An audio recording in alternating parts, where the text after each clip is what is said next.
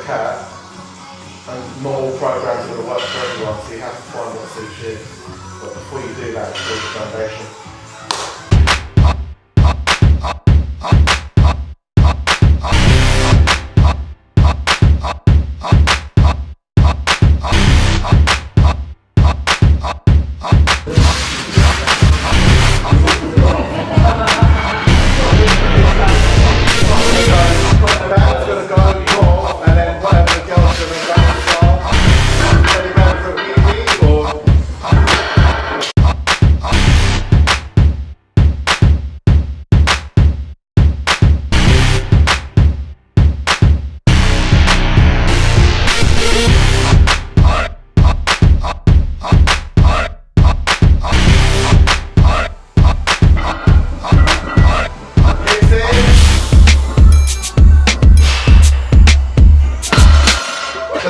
If you plan something, you can make it easier for yourself by building up to it.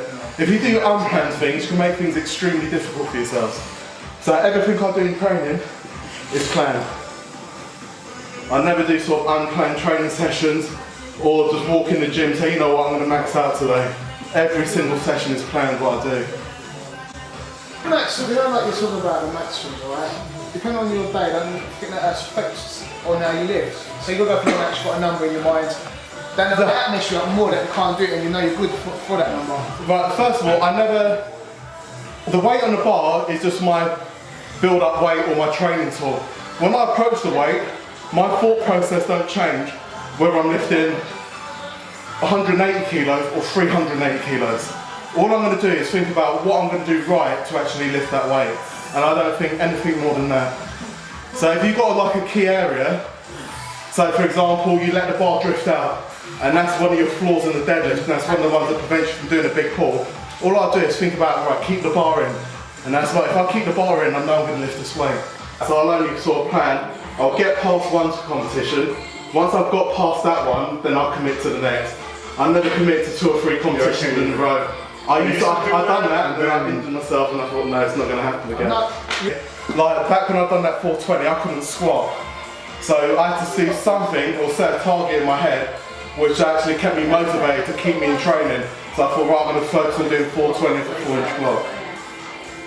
That's all a crossover for normal deadlifts. So not everyone does do different weight. It all has a crossover, but when you do things like that, that can't be your be-all and end-all, because otherwise all you do is start doing things that you're good at all the time. Yeah. So you neglect your deadlift off the floor, and because you're strong off a 4-inch block, you'll end up pulling off a 4-inch block all the time. For that one, I only done literally a 3-week cycle of pulling off a 4-inch block, and that was it. And then once I achieved my goal, then I haven't done it since. Then I'll move on to another variation. How many times a week, how many days a week, right? I don't train any more than 4. And if I feel a bit fatigued, I might cut one of the sessions out. I usually do 3. Sometimes I go to 4, but with me, because I burn calories like really fast, if I start doing 4, I start losing weight too quick, so it's the best way for me as well. Also, like coming into competition, like Dean and Rob see me train quite a lot. If I'm gonna come into the competition in the last few weeks, a training, my deadlift session might last 20 minutes and I've gone out of the gym, and that sort of thing. And I don't sort of waste energy doing a lot of things after. If I've done all my assistants and secondary exercises, they've done their job up to that point. So all I need to do is practice the competition movement and also to manage fatigue as well. So my goal is to deadlift well, so to manage fatigue, so I'm okay for the next session. I'm not going to do a lot of exercises that are going to burn me out. So if I deadlift at the beginning of the week, I don't want to do so much hamstring work, I can't squat at the end of the week, or vice versa. So I balance out that way coming into a competition. Do you ratio your quad work to your hamstring work? No, to be honest, I don't do any quad work anymore because I've done so much when I was Olympic lifting and stuff like that. I don't need to. So all my accessory work, if I'm going to work anything for my legs, it's going to be hamstrings all day. I don't do any quad work at all. What about you? Same for me, because I'm very quad dominant. I have to do a lot of hamstring work because it's very imbalanced. When I was a runner, I pulled both hamstrings. I think I pulled one since I powerlifted, but for accessory work, for the most part, you're going to attack your weak areas. So if you're very quad dominant already, then you're not going to waste your time with it. Are there any specific issues you guys have deadlifting? Are you constantly coming across, you know, what the hell do I do? Or something you're confused about, so where is there a particular place you keep failing and and you can't work out how to get past that weakness? Or any questions like that? Keeping tension. At what part? Upper So back. for you, I think it was the same thing. I was kind of saying like, just come up first, get tight in your upper body, get your breath here, and then pull yourself in. That'll probably help you. And also it's just training time as well. It's building a solid foundation and basically time under the bar. So what you need to do is have time under the bar, weights you can handle, and you can think about these things as well. Because what a lot of people try and do is run before they can walk. They go on the internet, they see an advanced training program when they've just got into powerlifting, but their body hasn't got the capabilities to work to that program. So you need to build a solid foundation. In my opinion, one of the best foundations for powerlifting, if you look at bodybuilding style training programs and sets and rep patterns, then that way you can build up muscle mass as well. Because again, if you haven't got the level of muscle mass, how are you going to keep yourself in position with heavier weights? So you need to sort of build that foundation. And a lot of people avoid doing that and just jump straight into a powerlifting routine. And if you look at women bench pressing, for example, women always struggle with a bench press 9 times out of 10 when they first walk in the gym, surely because they don't have the amount of muscle mass to actually bench press. So why go to a powerlifting program to try and get stronger when you haven't got the muscle mass there to sort of excel with those levels of strength? So it's more of a bodybuilding style program would work better for that to build the foundation. That's just my opinion. People might disagree with that, but No, I'm the same. I do like a power building style where I have my 3 days of squat day, bench day, deadlift day. I'll do my main squat and then I just do a ton of bodybuilding style accessory, higher volume. that's all my I'll probably do, like I do today, I'm not going to do all my other exercises after this. I'll say do my main deadlift movement, then I'll do a secondary movement, maybe sort of focus on a weakness. Then after that, it'd be like bodybuilding style training for my hamstrings, glutes and like that. Or if I'm doing bench press, I'd do my bench press and secondary movement, and then all sort of bodybuilding style movements to sort of address all muscle groups in the upper body. Everyone's got their sort of different ideas about training. Just because an idea is different, it doesn't mean it doesn't work. When the question about Olympic lifting, in 2004, I thought I was going to qualify for the Olympics, and they had done the qualifying event in the Ukraine. And the criteria they put in place, whoever finished the highest place in the GB team on it's the powerlifting equivalent to Wilks points will get a place at the Olympics. So I thought, okay, yeah, that's cool. Then I flew out to the Ukraine, and when I arrived in Ukraine, they basically changed it and said whoever places the highest in a weight class in Europe will go to the Olympic Games. Someone in I think it's the 64 kilo class, and it wasn't a very competitive category, and I think there's only 10 lifters turned up, and I think 2 bombed, and he finished 8th place. 105 kilos, there was probably 35 lifters in my class, and in Europe it's basically the most competitive in weightlifting in the world, and I think I finished, I can't remember, maybe 12th or something like that, 14th. But I lost heart. As soon as I heard that person finished in 8th place, and I didn't admit to anyone that I lost heart. I walked onto the platform and done 1 clean and jerk, and then after that I never put the same pair of lifting shoes back on again. I just retired from weightlifting at that point. And then I walked in the gym the following week, and the question people kept asking was the British champion in the quick powerlifting trained at the same gym as me, and they kept asking what would happen if you lifted in the competition against him. So I thought, you know what, there's only one way to find out. So I went and done some research on the internet. I saw a video of Steve Goggins squat 500 kilos at the Arnold Classic, and I thought, wow. When I saw Steve do that, I thought, yeah, this is a squat I want to do. So I just went away and done some research. I've read up a lot of West Side, learned how to do a wide side squats, even using some of the West Side approaches to do that, and went into powerlifting. So the first BPC qualifier I done, I finished in 2nd place. And then about 8 weeks later was the British Championships, and I won one. And then I just carried on powerlifting from there, really. And you've never done a snatch since? Sorry? You ever done a snatch since? No. I've done a power clean and push press, but none of the Olympic lifts. Yeah, what did you hit? I think I've just done about 180 or something like that as an off chance, which is just under 400 pounds. And then just not interested anymore, to be honest. I achieved what I wanted to. What about you, Kevin? Do you ever dabble in weightlifting? I could. I ran track until I was like 22. The challenge speed is 100 meters, so it's fine. I ran track until I was about 22. Then I was like working on Wall Street and finance and stuff, just kind of lifting like a bodybuilder. Then around 26, 27, I stopped in finance. I was like, screw it, like I'll jump in a competition, kind of strong, like might as well. And then that was like 3 years ago, and I just kept competing, just kept getting stronger, just loved it. Yeah. What about in your training? Did you ever do any high pulls or anything crazy like that? Yeah, like I've tried to do clean and pressing and stuff, but it's not something that's it. It's pretty bad. I still have the mobility for it. Del, you said earlier that you don't really go in with a plan to max out or anything. The only time you see me max out, I might do a rep max, or I won't do one rep max in training. The only time I'll do my maxes is going to be comp day, because that's the only day that count really. Excuse my language a little bit, Brandon Lilly probably says it like this as well. What you do in training in terms of maxes don't count for shit unless you can do it on a competition platform. Yeah, because you said earlier that you obviously did a lot of reading on Westside when you were younger, and what have you carried on from the Westside theory of Conjugate to your training now? What do you still take from it? It's working on weaknesses. That's a big thing in any training program that makes it successful. Learning about volume, because a lot of people don't really understand about Westside is when you look to the original work that Louis Simmons done with Westside, is how he worked out the volume. And Louis is very, very honest about how he worked out, which many other people are not. He used the Perelkin's chart, which was basically designed for weightlifting, which had a big foundation of sort of a long history and a lot of research behind it to work out the sort of optimal percentages and volume that people should work to. And if you look at a lot of the sort of training programs that work, they normally all fit in with the parameters of the Perelkin's chart.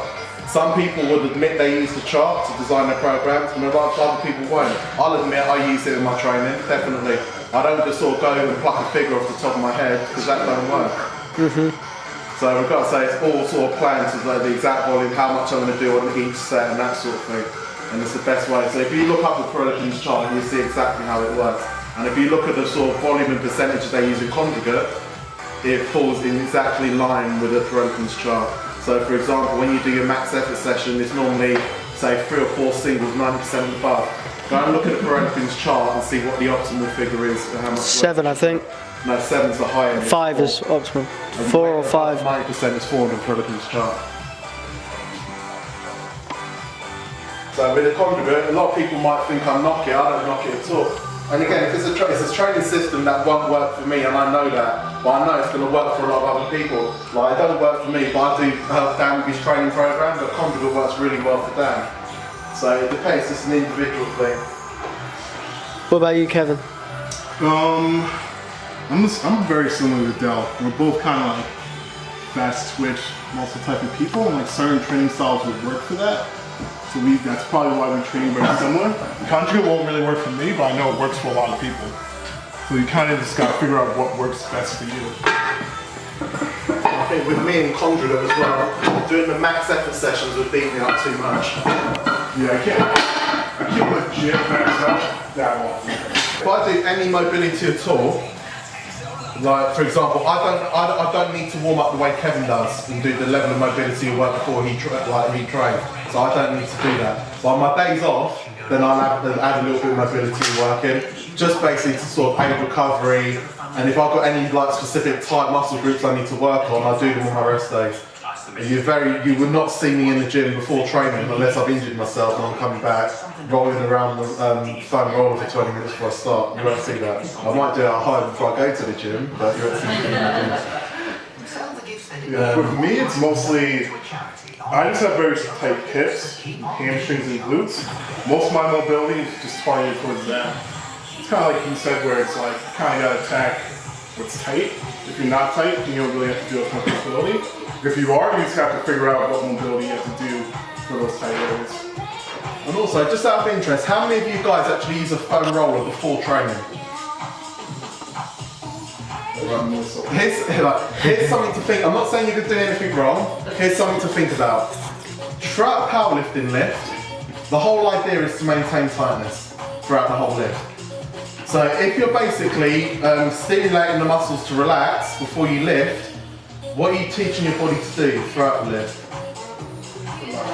So you can potentially cause an injury that way. And the way the foam roller works is basically you stimulate the Golgi tendon organ to basically reduce tension in the muscle.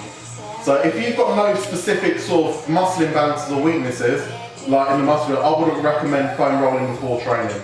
But if you've got a direct muscle imbalance that basically is causing you sort of pain or movement issues, then I'd advocate foam rolling before training. So it comes down to a very, very individual thing. So I'm not saying it's right or wrong, it's just something to go away and think about. What about any active recovery like sled work, prowlers, reverse hypers, ice baths, things like that?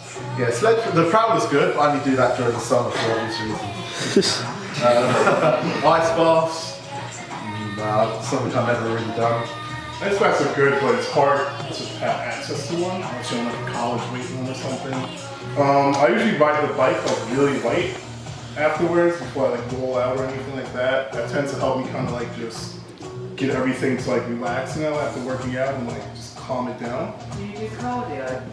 No. I always ride the bike. I always ride the bike. Does anyone Only when I do any sets of 10. One thing you've got to realise is, like, I like spinning. What can I always ride the bike at a pace where I don't need look at it this way, right? Your spinning is going to be to get to a point where you peak to a competition and it's going to be detrimental to your powerlifting. So at some point coming into a competition, the spinning's going to have to go. No, basically. I mean, in all seriousness, like if you were doing cardio to lose like weight, to make weight or something like that, it's fine. You just don't want to do it right next to your workout.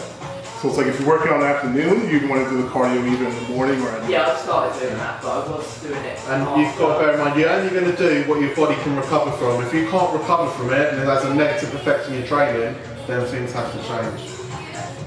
Like for example, look at Sarah won the British, and before the British, she'd done a lot of bodybuilding, and the last few weeks was virtually none. Just basically to recover for the competition. And it worked because the performance on the day, that's how you manage fatigue. But as you get stronger, I'll tell you this now, things change a lot. Like for example, like you can do your spinning now, so if your deadlift or your squat went up to like a 180 squat or something like that, it's going to take so much more recovery to recover from the sessions you have to do for those sort of weights, that you won't be able to do the spinning. Your body won't physically want to do the spinning. But any other questions? They don't necessarily have to be about deadlift, they can be about one of your upper lifts or... Monolift or walkout? Kevin, go on to this. Good question. I believe you have to do both. Like with me, I'll do a lot of walking out to a point. And also, if you train on your own, sometimes you have to walk out. I walked into the gym in one of my comp build-ups earlier in the year, and we got 2 monoliths. And it's very rare that you get 2 monoliths being used at the same time, but there's 3 people on each monolith. Rather than wait around for like an hour and a half for them to finish, I just walked into the squat rack and just walked out what I had to walk out. So sometimes you have to have the ability to do both. And if you go to a competition, what happens if your warm-up room, the monolith's broke? Are you not going to warm up, or you're not going to walk out? I mean, I think you have to be prepared for all scenarios. So I'm not really a big fan of guys like you see in a lot of gyms, they're from the empty bar upwards using the monolith. I think as a powerlifter, you need to prepare yourself for all scenarios. So if you have to walk out, be prepared to walk out. What happens if the bearings go in the deadlift bar and there's not another deadlift bar? You're going to have to be prepared to deadlift on another bar. So it's always being prepared all the time. Like, I've got access to all the best powerlifting kit to train on all the time. But a lot of the time I don't use it. I might just use a normal 20 kilo bar and walk out like a squat rack with safety pins in. And then when I get close to competition, I might incorporate a monolift in. How much do you guys eat here? I probably eat little bars, so I can't really eat a lot in one go anymore. So I don't eat that much, but in my like workout period of about say 6-7 hours, I have about like 500 grams of carbs. Outside of that, not really eat that much. we should have a soda break, man. I'm with it. I just carb up a lot for my training sessions. It helps with dieting. I know a lot of people, like the common question I get a lot, is if you're trying to diet or like training for a comp or whatever, where you cut your carbs. So usually the way I do it is the last thing I cut is carbs around my workout. So if I want to cut carbs, it's going to start with like the off days from training. If I still need to cut more carbs, it's probably going to start with after training. If I never cut pre-workout carbs, I never cut workout carbs. Kevin is probably the best powerlifter in the world in terms of when he cuts weight and in terms of his performance after a weight cut. Without a shadow of a doubt. You see a lot of people, like weight cuts actually detrimental to their performance, but Kevin, you never see Kevin lift badly after a weight cut. What would you walk around that? Would you walk around that? What do I like? Right now I'm like 240. 110 kg. I'm heavier than Kevin. The biggest cut I've done was like 248 to 220, which is like 12 and a half kilos, I think, right? No, I think it's more than that. No, it's like 12 and a half kilos, right? 28 pounds? Yeah. It's a big something. Got a world record. Do you do water cuts as well, or is it just the carbs? Water cut. It's mostly water manipulation, so about, if I'm comparing Saturday before I start water loading, 2 gallons a day of water, which is like, what's that, like 8 liters, I think?